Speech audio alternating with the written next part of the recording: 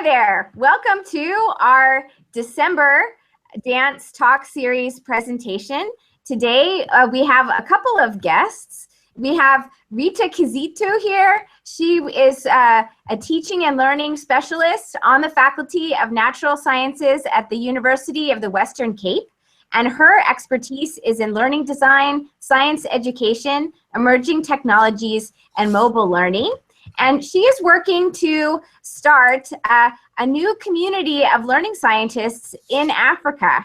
And so she's here today to talk about her work and opportunities for collaboration in that space, which is very relevant for our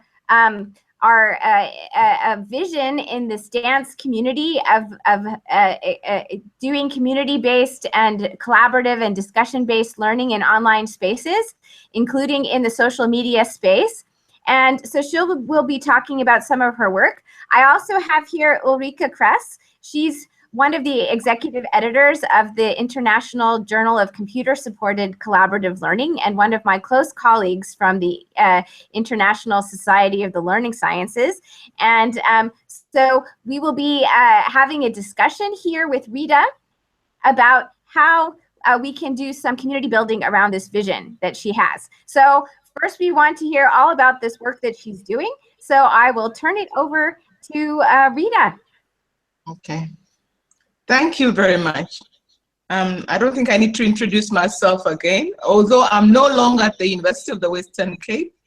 I'm now at the Nelson Mandela Metropolitan University. The Western Cape University is in Cape Town, but the Nelson Mandela University is in Port Elizabeth, which is on the eastern coast of South Africa. I'm very happy to be here with you. And what I'm going to present to you really is, I'll be talking about my work in the process, but I'll be trying to present to you what I have in my mind as a vision that could work. And I'll be stopping at intervals so that you interject and you contribute, because I've called them discussion points, points where you can interact with me, questions that I'm asking and seeking. So I hope you don't mind that. So basically, I'll go through the process of my vision. Yes? Would you like to put your slides up? Okay, yes. I'm going to put my slides up now. Okay, thank you.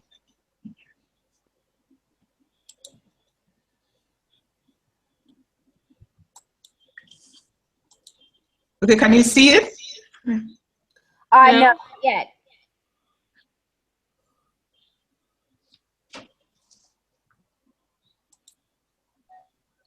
Can you see anything now? No, You're not screen sharing yet. Okay, let me just go back.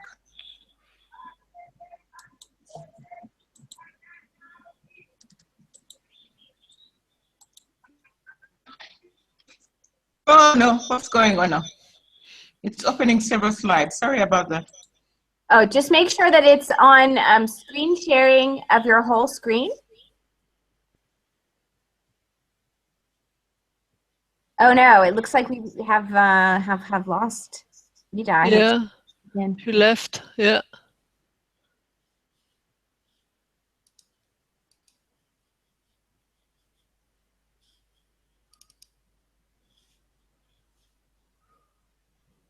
Oh, okay, she's back. Back. Yeah. Sorry, I broke off. That's the kind of environment we work in here. That's okay. We're getting a realistic taste. So go ahead and try to set up the full screen sharing again. Okay, it looks like. Can you see it now?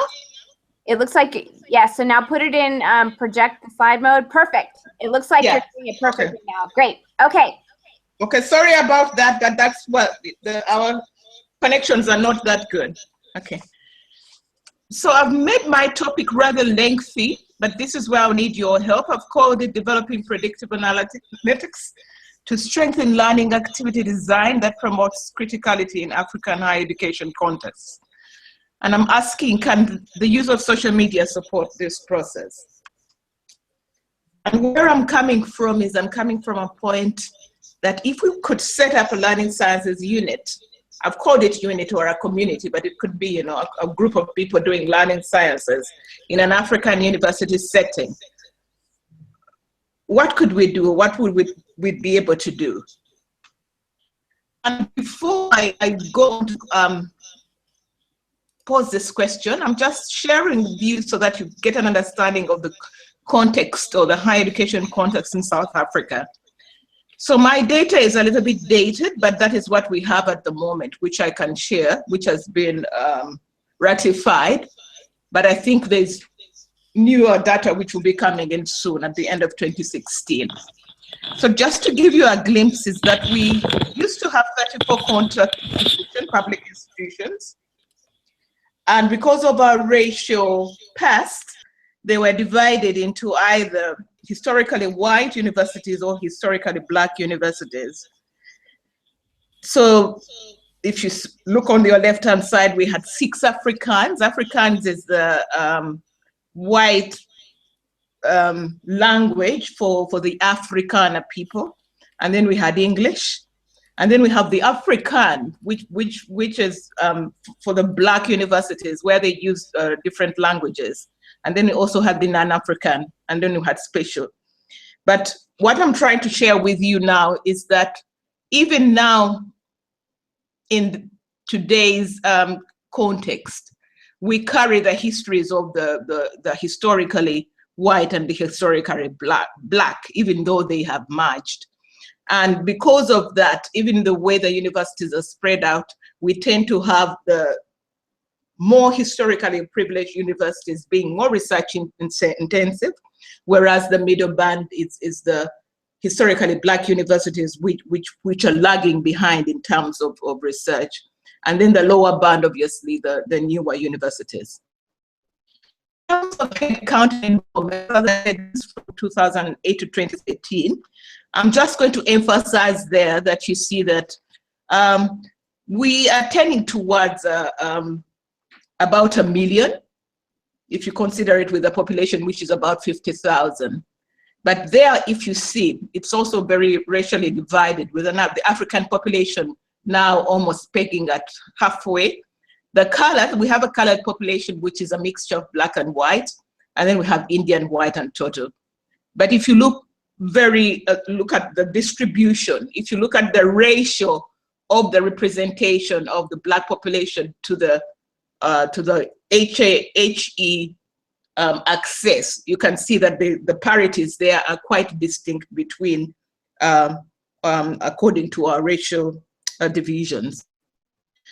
Now, if you look at enrollments in the fields of study, here we also have to have a problem. There I want you to point you to the lower side, where in the sciences, we're still kind of lagging very behind.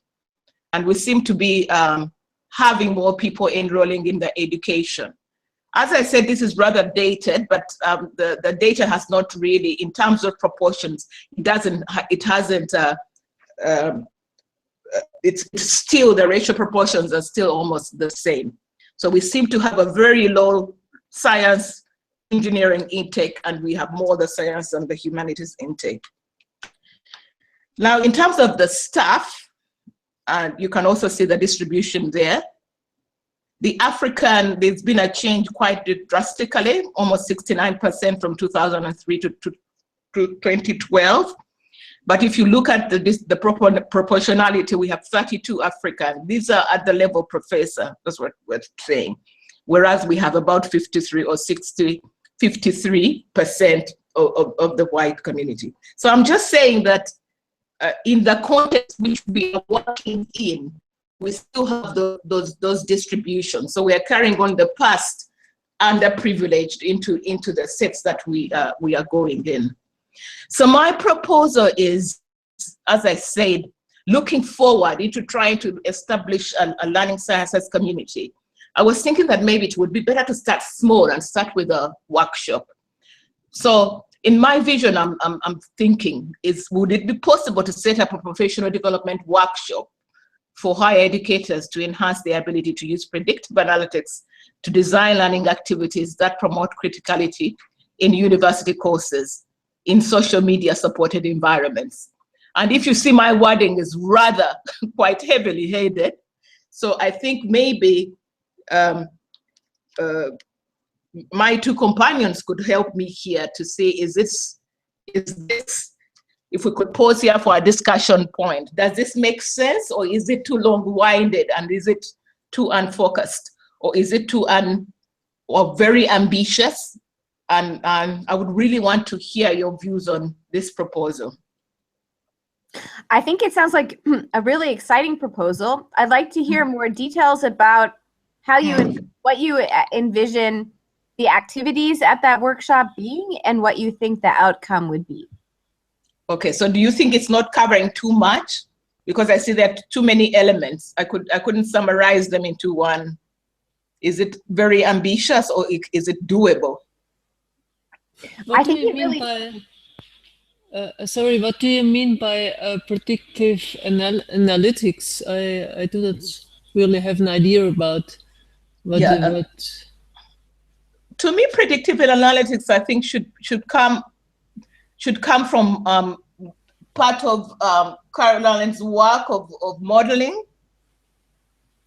As I said, I'm new to your learning area, but I would think it would come from modeling and be able to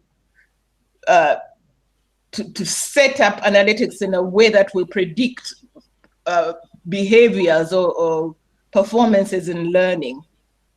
Does that make sense to you?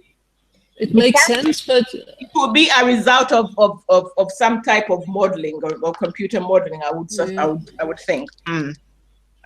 But as I understood, I'm not sure if I really understood. I think your workshop should be something for practitioners or for scientists, because predictive analytics is more for a scientific area, or? Yeah, so this is where I need your guidance. It would not normally be for either education, people working in the higher education area, but this could be cognitive sciences. They could be coming from any area, but they should be interested in any issues dealing with learning. At the center I work with, we mainly deal with teaching learning, and we work across the faculties. So it sounds to me like the vision here is that this workshop would bring together people who are developing instructional materials to design experiences for students that would make use of state-of-the-art analytics as part of the pedagogy. So for example, these could be kinds of interventions where monitoring is done while students are working to identify what are the aspects that students are having trouble with, and providing those reports in real time to instructors so that they know how to support the students in their learning with the online materials. That's a kind of paradigm that is state of the art in learning sciences and technology now, that could be adapted for an African context. So I could imagine that being one topic at such a workshop. It can also be that we have analytics that are applied to monitor collaborative learning groups that would be able to identify certain aspects of how those interactions are going in real time. And if at such a workshop, we could talk with teachers about, well, here are the kinds of analytics that could be provided. How would that change the decisions that you would make about which groups you might want to intervene in, or how you think that this activity is meeting the needs of your students or not.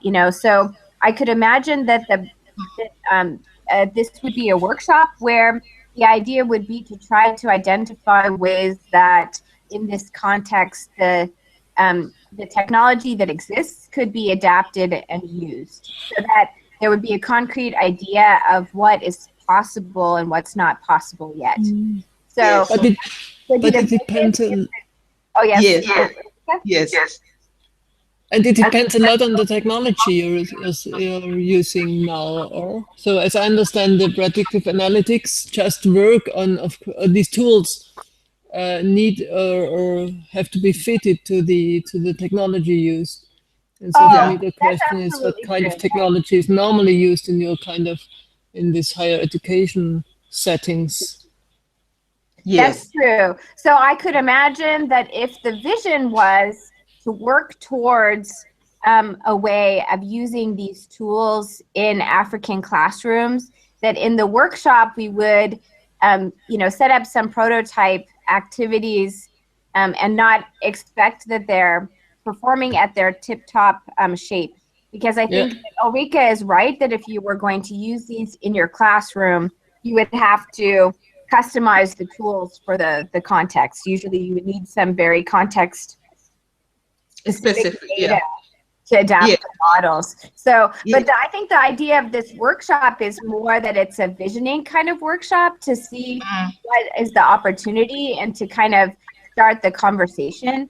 And so in that case, it wouldn't make sense to invest the time up front to have adapted the technology already, because it wouldn't be clear where in the end the decision would be about how to actually use or do the adaptation. So what we would want to do is prepare for some options for the discussion, so that coming out of this would be kind of a vision for how we could really make it happen. And making it happen would involve work that developers and researchers would do to make the technology fit the context well, but also training of the teachers to be able to then use it in their classrooms. But in order to make that plan, I think maybe we need to get all of those stakeholders around the table. Yes. And another yes, sorry?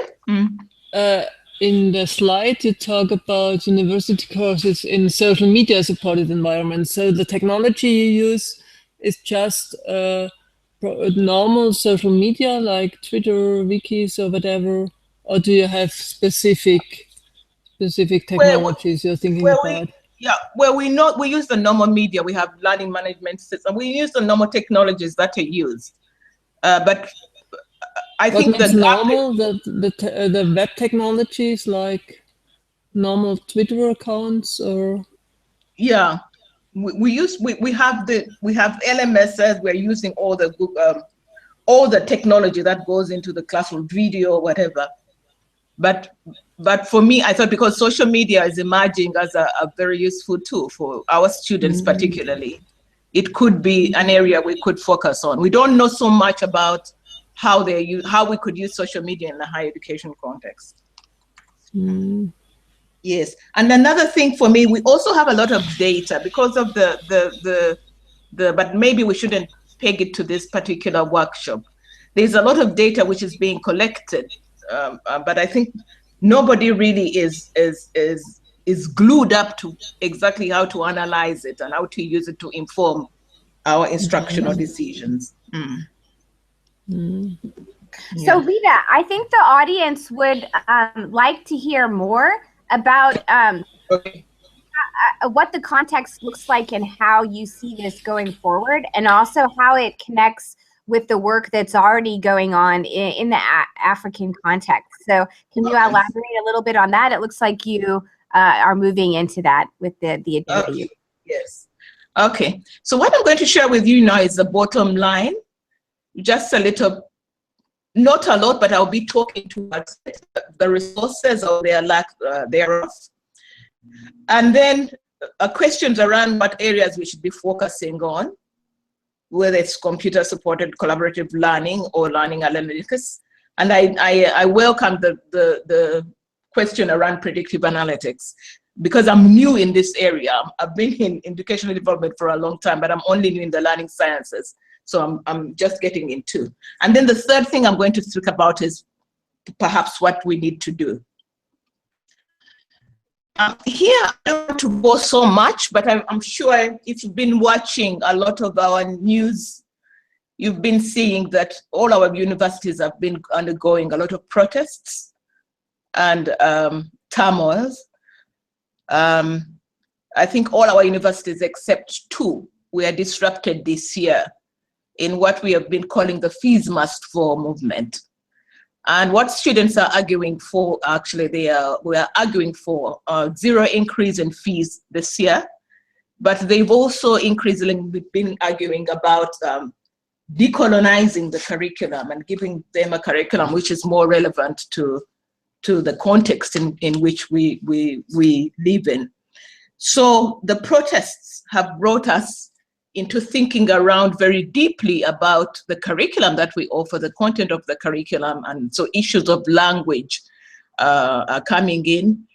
But surprisingly enough, during the protests, we found that we had to depend on technology because, you know, all the classrooms were, we didn't want to risk the classrooms being burnt down, so we ended up using a lot of online and blended learning solutions.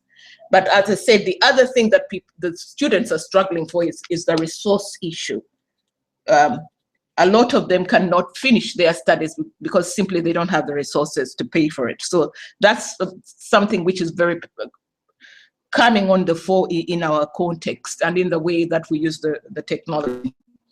So what I'm asking is, and then we live in a context also because of the lack of resources where the environments that we work in are not safe. So I think people living in other contexts might not think that that is important, but for us it's very important.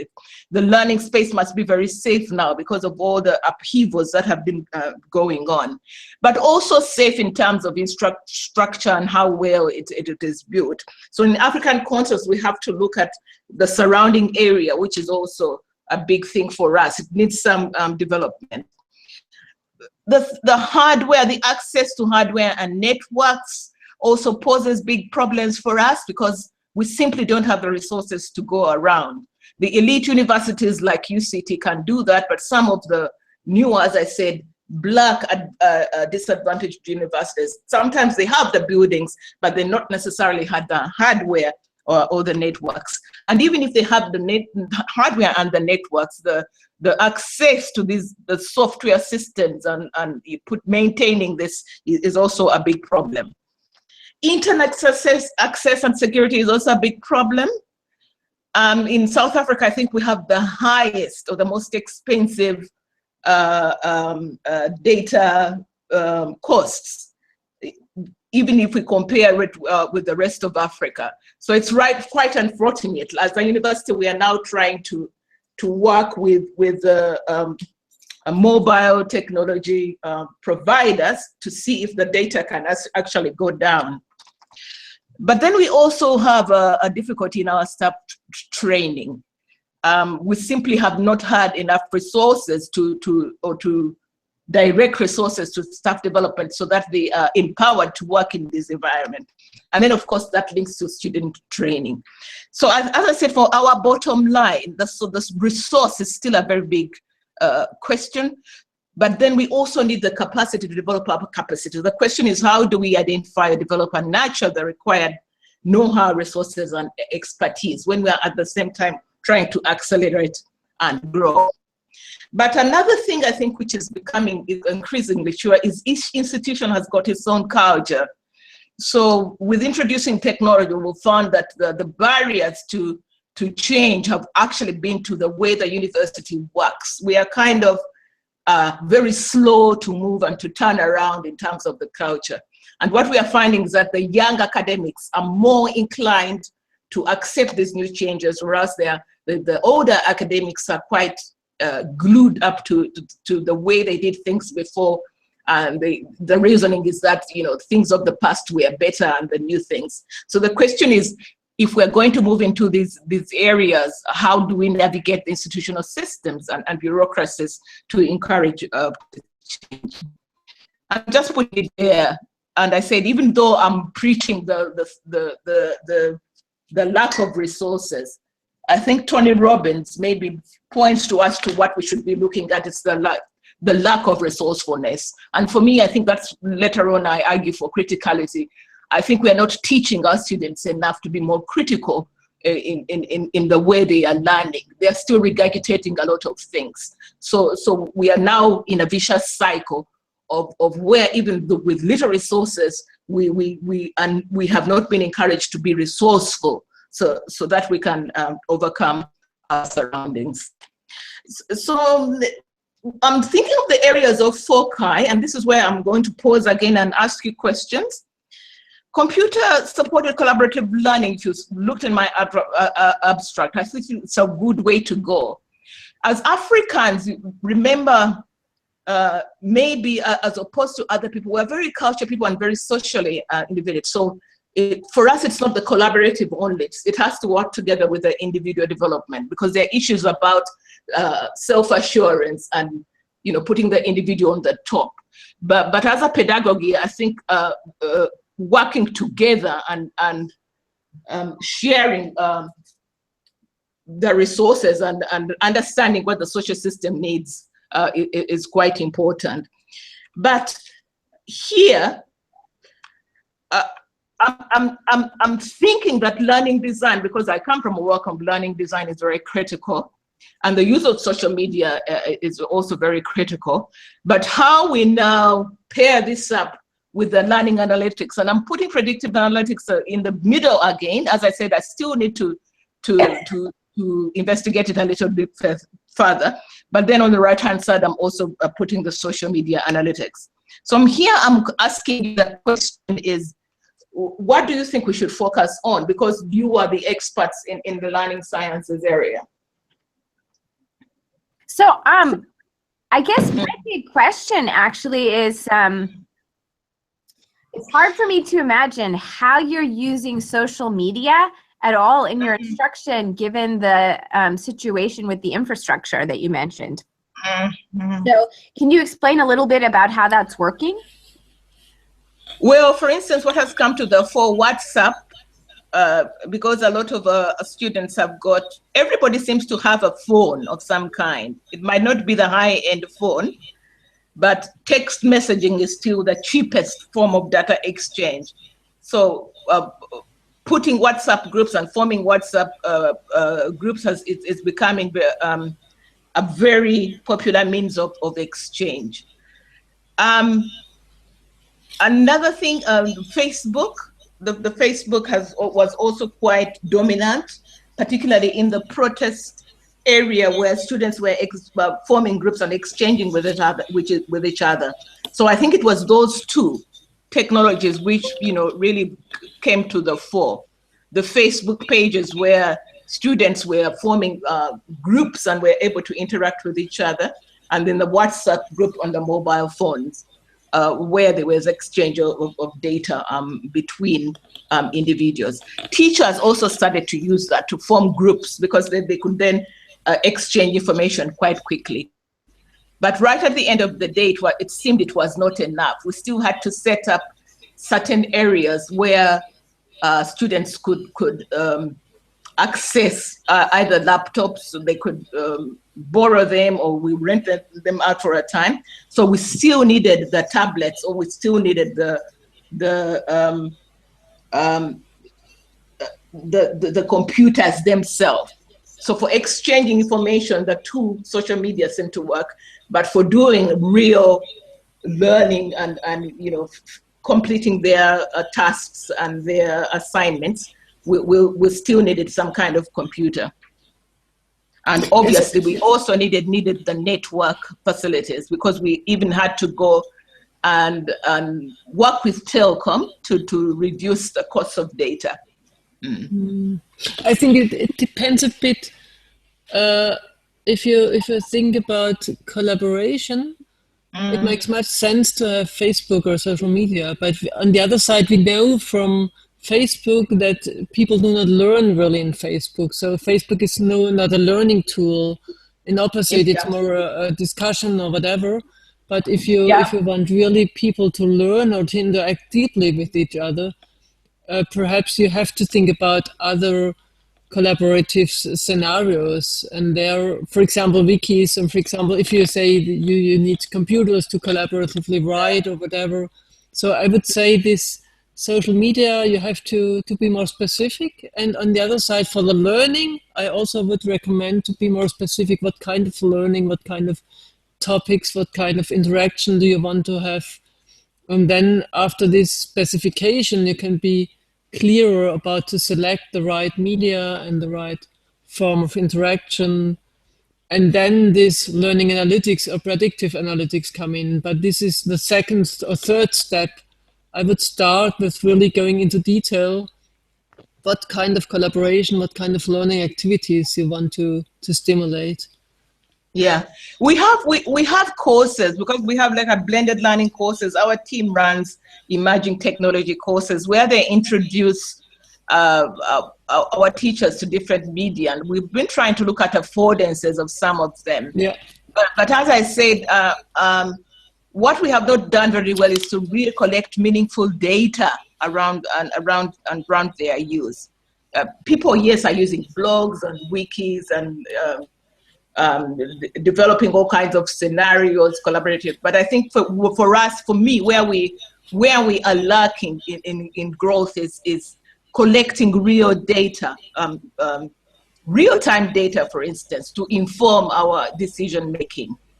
So it sounds like that there's a great opportunity here, actually, to address questions in a different way than the way that we have been looking at them traditionally, I think, in the CSCL community. Because as you highlighted, there are some more extreme bandwidth issues that you have to deal with, that, limited access. And I think just to expand a little bit on what Ulrika was already saying, I think we have the luxury when we have very large bandwidth to not be as focused on the question of what is it that students really need to get out of the collaboration online, because it's easy to have it there. We have all the resources.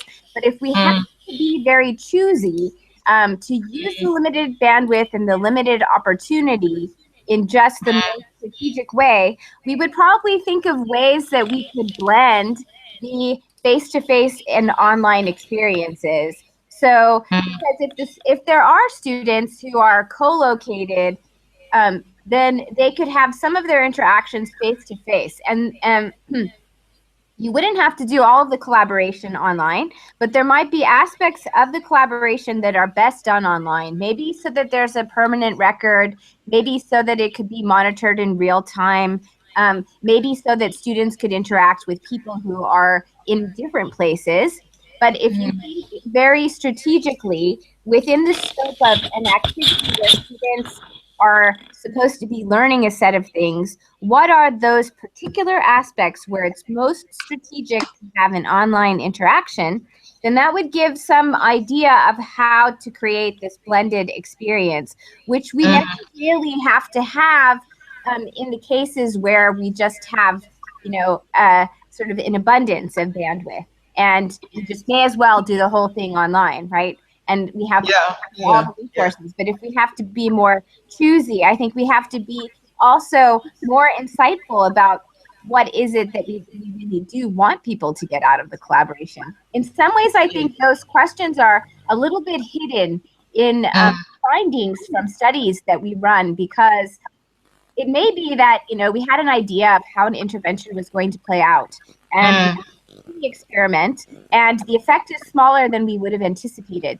But we're still satisfied with the fact that we have an effect. But sometimes I think the reason why it ends up being small is because actually only really part of what we did was important for part of the learning that we measured. And so if we were forced to push for greater clarity at that very detailed level, we would have more insight into these questions of how we could do this orchestration between the part that students are doing face-to-face and those strategic parts that we pick where they would have to have the interaction online. So I think it kind of opens up a new area. It pushes us in some new directions to get greater clarity on questions that maybe we should have been answering all along, but I think that there hasn't been this that pushed us in that direction. So that could be actually a great way that that this new bridge that we're hoping to build into Africa could have benefits on both sides. On the one hand, joining with the learning sciences community broadly to bring in the theories and technologies that have been developed in other places and then adapting them, But also what we would get out of that is being pushed to get greater clarity and to learn new things and be challenged in ways that our community hasn't been challenged yet. So that's actually very exciting, I think. Yes, and that's true, because it seems in Africa we are stuck. We are stuck in always the piloting phase. You know, all these things we are getting from Australia, Canada, Europe, whatever, they come and it seems we are almost beginning again all the time. And for me, as I said, I think it's because we have not been able to collect our own data to analyze it and to understand what the needs are. So we're always, you know, jumping back to the beginning and not being able to advance to the next level. So I think what you're saying is quite useful. Okay, so can I go on? Sure. Yeah. Okay. Okay. So this is the plan. As I said, for me, the focus was learning science. But as I said, the point of criticality for me is very important, because I think that for me was the missing link in the things we were either just adopting because, you know, it's coming from Malaysia or from Canada or from Australia. This thing worked in a certain context, but I think we just need to also get it as part of the way we do stuff and the way we do research, because I think we are still lagging behind. Africa is we're only producing, is it 0.001? I think it's ridiculous. One of the research that goes even to inform our learning. So for me, that is my passion around that, to make sure that at least for us as we grow older, there's a new young breed of people who can take these challenges forward and start interrogating them to that level. And I think if you saw in my thing, I talked about Burnett, where I think underpinning this, we have other theories which are underpinning the humanizing pedagogy. For instance, it's very big in Nelson Mandela, where I am working, where we are looking at, you know, people should be seen at, you know, the equity issues are always put to the fore.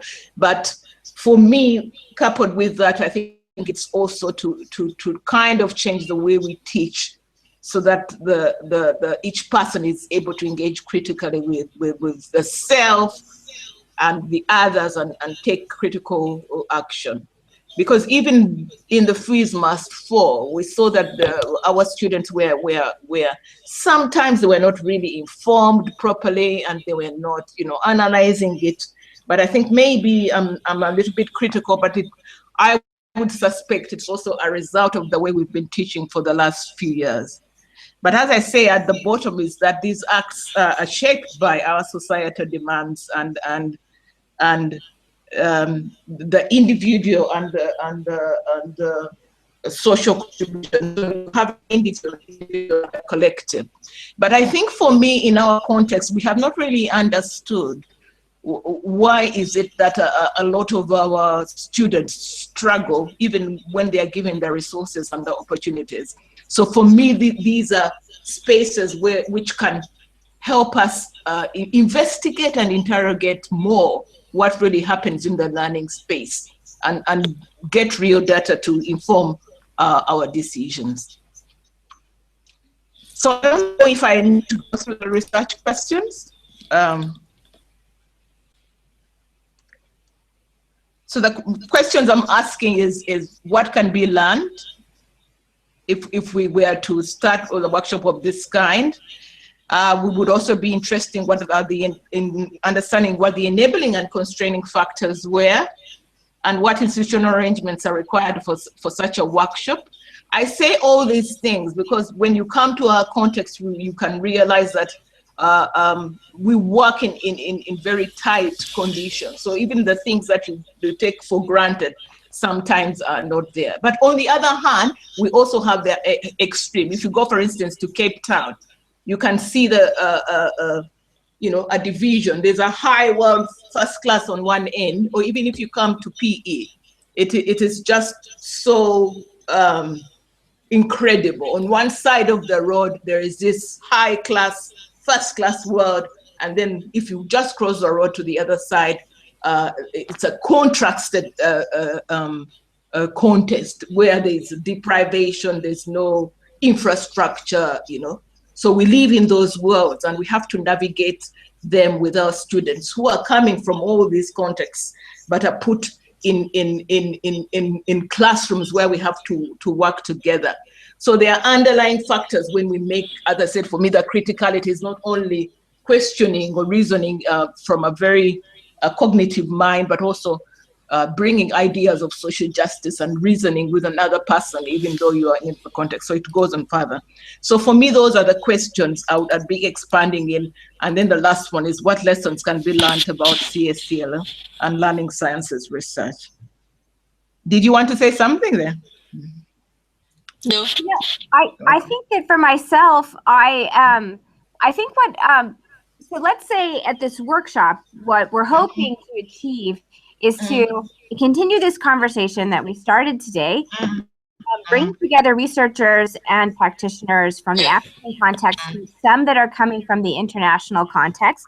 I think as someone coming from outside of Africa, I'm not sure I have a clear picture in my head of what the classrooms look like, or what the classroom culture actually is, that would help me to understand, for example, what the need or opportunity is with respect to leveraging this idea of criticality that you brought up. You know, so for example, in some contexts, classrooms are very large with hundreds of students, and the norm is to not have discussion. The norm is for students not to say anything unless they're answering a question specifically asked from the instructor.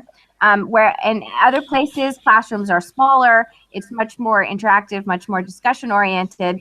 I'm actually not sure where a typical higher ed African classroom would fit on this spectrum. What would be the expectations? What is the classroom culture? And how are the teachers currently trained to do that? You did mention that that the culture in Africa in general is very collaborative. So I'm not sure though what that means in terms of classroom culture. So can you expand on that a bit? Yes, I think from a social point of view, as African people, we are socialized into working together in teams. But unfortunately, as I said, when we come into the classroom spaces, which are, and maybe this is why the students are contesting that we need to decolonize the way we teach, because we have the structures of teaching and learning and the canons of knowledge and the way it is demonstrated comes from a specific Western norms, if I could just, well, it comes from different cultures, but it's predominantly Western. So there's something that happens when an African child comes to a classroom where, number one, the language also is most people are second language speakers, so that's already an alienation already.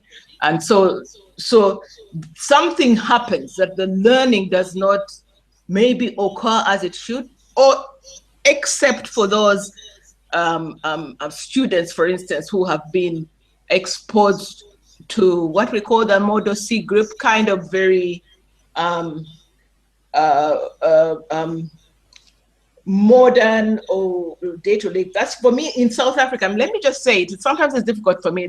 We are a land of contrasts. You can find in the same classroom the very high-end, like now, if you come to our university, you come, I mean, as I said, we will have the technology and we'll have everything that is required in a higher education contest. But the people who are coming into this space are coming from such diverse cultures and diverse social structures that I think it affects the learning that also goes into the classroom. So you can't just put everybody in one box and say it is either this or the other. I would paint it in a way that it is really a collection of very diverse people, and the diversity is brought about because of the differences in the culture, the way they are brought up, but also the differences in how they have been socialized. And then I think that ends up in the classroom also affecting the way people process and contribute to knowledge construction and building. I would be very scared to put everybody in a single box, because people would sometimes think that Africa, we are in this very deprived state. It is not that. In some instances, we have the very best and the very worst and the middle. But I think what we have not really grasped with is an understanding of what that brings into the classroom to space. Because I said, for me, our problem is that we have not really collected enough data around how we learn and what informs that learning, and how these different societal upbringings and ways of thinking have affected. So there's a lot of work, for instance, in indigenous knowledge systems. But what we found is that even the people doing work in those areas, some of them are also not quite familiar with the ways of knowing, because I think we left it too long. People who were carrying our ways of learning, some of them are dead and it was not recorded. So we are just trying to pick up the threads, as it were, as we go on and try to understand what is it that informs our learning. And technology, I think, for me, is a conduit for us beginning to understand that. But you can't paint it in one paint, brush. I think you would have to go. For instance, if you went to UCT, you would see almost like any European. It would look like any European university. But if you went to Walter Sisulu, which is an historical Black university, you would obviously see there's something quite different and quite unique. And if you came to the university where I am here, where there's almost not equal, but there's a distribution of white students and Black students and colored students. So it's very cosmopolitan, but still within that, the way that the different students learn is also quite different. And the way they access support when we go back home is also quite different. I think I'm saying a mouthful. But do you think this different larger with regard to media use, or is media use a technology or a means to solve the noise, the sound? You can understand. The sound is something has happened to the sound. You can't understand me? No, the sound is very blurred. I don't know what happened to the sound. I will try a second time. Not. It doesn't work. It's better now, or it's still the same problem? Okay, now it's better. Yes. It's better now? Better. So yes, my question was this difference in learning between different universities and different. Do you hope that the use of media technology can solve this problem and can make this difference smaller, or do you think you can see in the data of using this media, you already see the differences? So I'm not really sure, but you hope that this learning technology comes into this specific problem for South Africa. Yes, I think it leverages in a way. It leverages the access idea. Okay. But then the actual, and I like your work because I was reading about your work where you're looking at the support groups, and what we don't really understand is then what happens, because if I'm coming from a very social team-based environment at home, what happens? Because I seem to drop it when I come into this environment. So there's something in this environment which alienates me as a person, and I'm not quite sure where it is coming from. But I think media for us, like now, it leverages so that almost people now have got to access. But I don't think it solves the problem of how one interrogates with and then makes sure that synthesizes this information into a way that are meaningful. I think we don't yet quite understand that. Yeah, because I said, why does a Black child who's coming from a very social environment come here and then becomes quiet and is cut off? It could be a language issue, it could be a socialization issue or a self-knowledge issue, but something happens. But sometimes that is overcome, but I think there's something more about the social economic, and there are other things apart from what we know about learning that affect the learning processes. But I think technology has leveraged access at least. Yeah, but I don't think when we say access, I mean, what use would it be if a student who's coming from a very poor area has got a computer but can't eat food? So there are other issues that we have to interact with and interrogate with, which are maybe not people in the Western world would not be familiar with. So now I have a person who comes to school driving a Mercedes, who comes from a very rich family, but together sitting in a classroom with a person who didn't have a meal the last 2 days. So it's that kind of scenario where you have the extreme ends putting together. Wouldn't you then use some kind of ethnographic studies? So yes. If you speak about learning analytics, it's more the big data issue, that you have many people, many data, and you have to find some patterns in it. And what you describe perhaps needs some more going into detail and exactly seeing how different people and different conditions transform learning. And this for me would more be an ethnographic approach, where you get some ideas and then you can go further and develop environments and technologies in order to solve this problem. And then just then the data analytics come into. Yeah, but our problem is also it comes to resource here. Ethnographic research is also quite expensive to run in terms of time and costs. Yeah, that's right. Yeah, so those are the issues we have to grapple with. And I think with you people who are more knowledgeable, as I said, we can try to pin out what is of greater use to us to invest in at this time.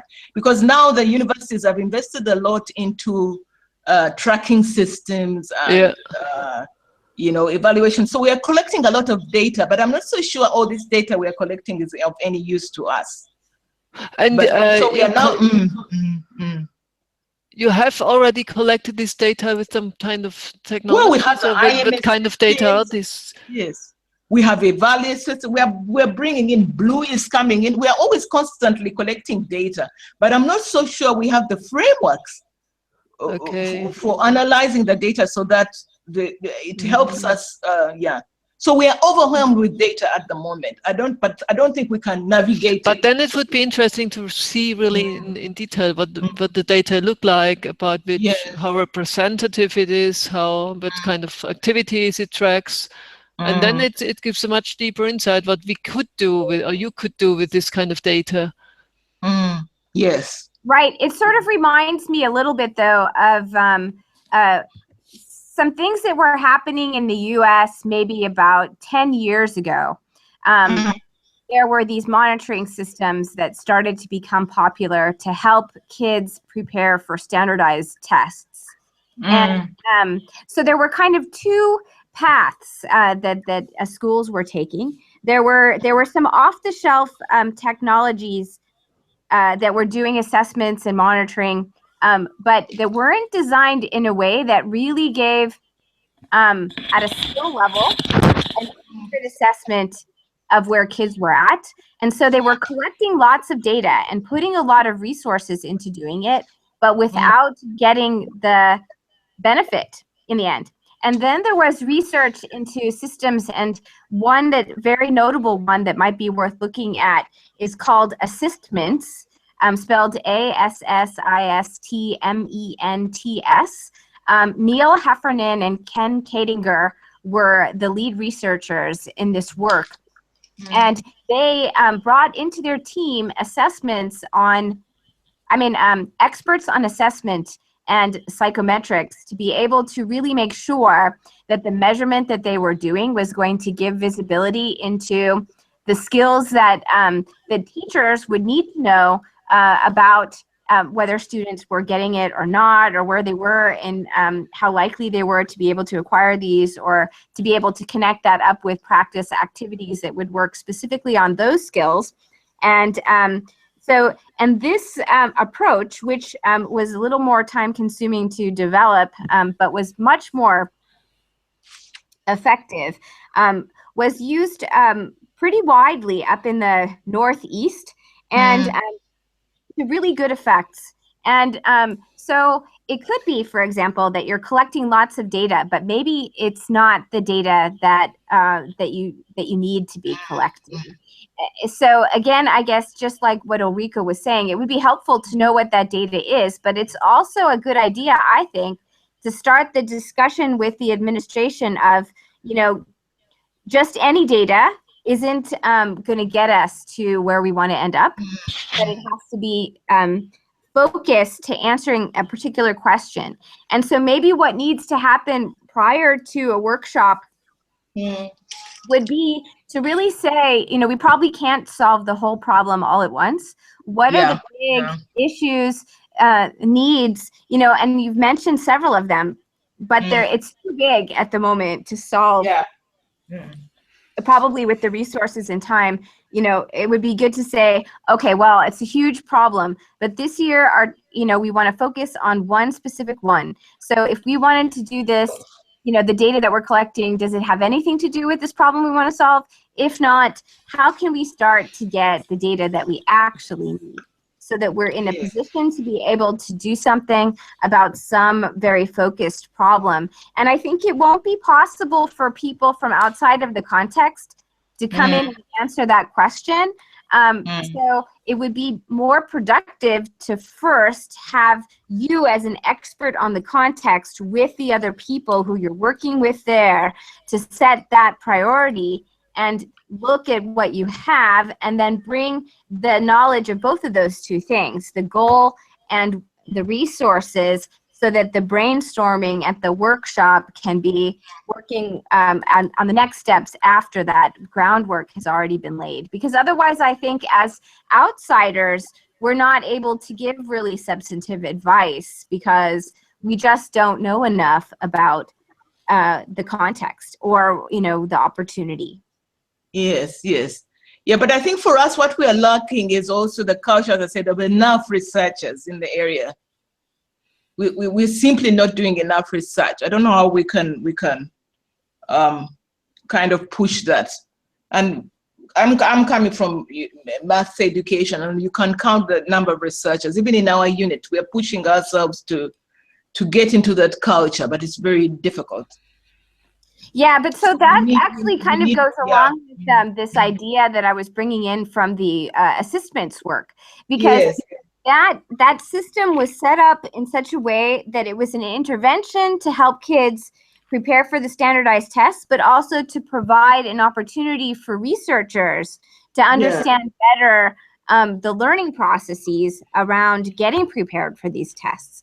And so very much as part of the system was this idea both of facilitating research and also having an impact. And so I think there's some precedent for trying to come up with an infrastructure for Africa that would allow addressing those particular needs that you identify as target needs, but in a style that allows impact soon, but also research over the long term. Yes, I think you've got it perfectly. Yes. Yeah. So I think that there's I think what came out of this discussion is kind of a greater vision for what are those bullet point agenda items that we need to kind of address before such a workshop could take place. So we're coming to the end of our time now. Do you have any final closing words that you'd like to leave with the audience? Yeah. No, for me, it is the need for capacity development, I think, particularly in the higher education context, in terms of really trying to be able to use evidence or data-based evidence to inform the interventions, because we are in contexts where we can't afford not to do that properly, because we simply don't have enough resources. So we must be very sure about it's even more important for us to be sure about what we are doing, so that at least we can try to improve teaching and learning in our contexts. Well, Oh, sorry. that joining the learning sciences, as to me, when I'm coming into it late, right, almost at the end of my work, but I think for me the learning sciences, because it joined a lot of areas together, it could be a way of pushing several people from different faculties to start working collaboratively on multidisciplinary projects, and not just work in their own little silos. So to me, it's an opportunity to try to move people in that type of thinking and working forward to try to address the problems that we have in our contexts. Mm-hmm. Well, this sounds like a very exciting opportunity for our community. And thank you very much, Rita, for being open to sharing these things with us. And we look forward to partnering with you going forward. So just as a final few words to our audience. So this is the last Dance online talk of 2016. But we'll be coming back with an agenda for 2017. So stay tuned for our upcoming talks. And everyone, I wish you a great holiday season. Well, thank you so much, Caroline. Thank you.